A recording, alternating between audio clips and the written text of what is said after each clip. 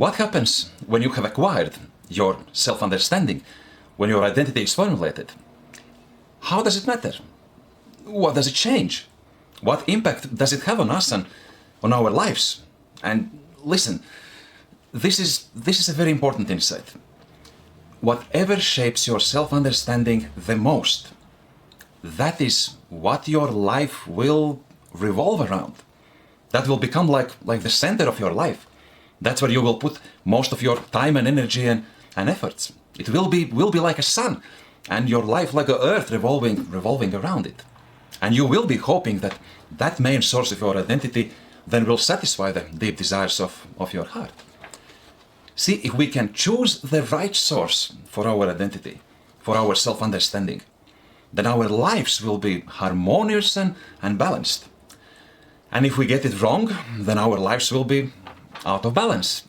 Not so good for us. Jesus put it brilliantly, as he always does. For where your treasure is, there will your heart be also. For where your treasure is, there your heart will be also. That's Luke chapter 12, verse 34. And that is what you will value and cherish. So let's take a look at a few examples how it works very, very practically. For example, if you will derive your identity from your, let's say, academical achievements, then that's where you'll be hoping to find your significance and meaning and also security and so on.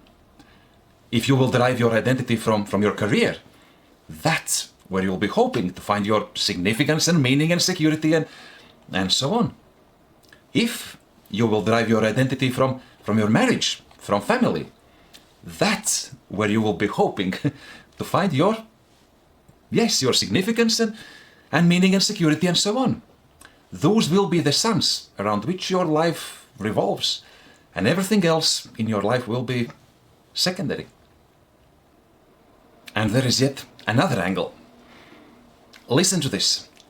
Whatever defines your identity, shapes your self-understanding the most, that will become functionally your God. Yes, your God. So what does that mean, you may wonder? It means that whatever defines your identity, that is what or who you will expect to satisfy all those desires of your heart. And we may not think about it as having God, but that is exactly what the Bible calls false gods or idols. Those are things in creation, usually good things, like marriage, family, work, career, hobbies, and so on, from which we tend to expect what only true God can give us.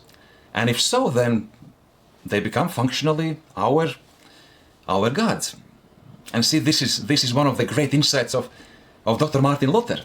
And so many theologians use this insight today. So this is how Dr. Martin Luther spoke and wrote about the first commandment. Remember? What was it? The first commandment is, you shall have no other gods. Now let us read. What does it mean to have a God? Or what is God? Answer. A God means that from which we are to expect all good and to which we are to take refuge in all distress, so that to have a God is nothing else than to trust and believe Him from the whole heart. Now, take some time and reflect on this. Where do you center your life? What or who does it revolve around? What determines priorities and order and arrangements of your life? What is the foundation of your life? What makes your life worth living? What do you fear to lose the most? And whatever your answer is, it helps you to see what is your true God. Once we understand this principle, that the main source of our identity becomes functionally our God, and that is a very important insight, we can also appreciate another principle. The greater the source from which you derive your identity, the greater your identity, the greater your self-understanding. Or we can say, the greater your God, the greater your self-understanding, the greater you and your potential are. Our careers, our hobbies, or people in our lives, if we make them functionally our gods. Think about it. They are quite puny gods, comparing with God, who is the creator of everything that exists. Just some food for thoughts.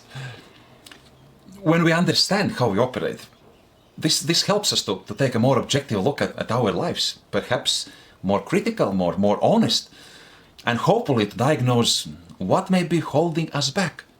What false gods may be holding you back? Because we all have them. We all do.